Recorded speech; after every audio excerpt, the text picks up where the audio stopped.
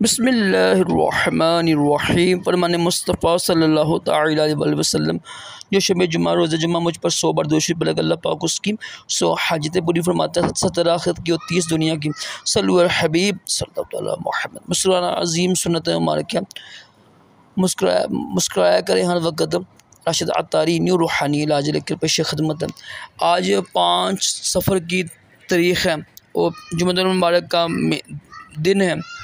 एक बड़ा प्यारा वजीफ़ा लेकर आया हूँ। हर हाजत पूरी होगी, हर अमल पूरा होगा, रूहानियत में इजाफ़ा होगा, क़ुर्ब इलाही में इजाफ़ा होगा, तो ताकत में भी इजाफ़ा होगा। जो हमारी बातनी होती ताकत होती ना, दिल की ताकत में भी इजाफ़ा होगा।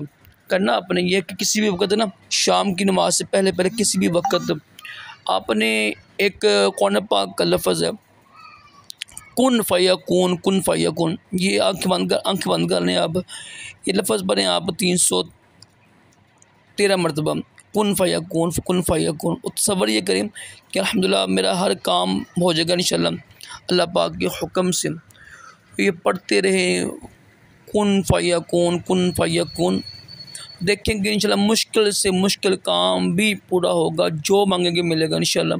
ये बड़ा पावरफुल वजीफ़ा है ये 5 सफ़र का जुमे के दिन का, और शाम से पहले पढ़ सकते हैं आप। ये बड़ा मुजरब वजीफ़ा है, लाजमी कीजिएगा।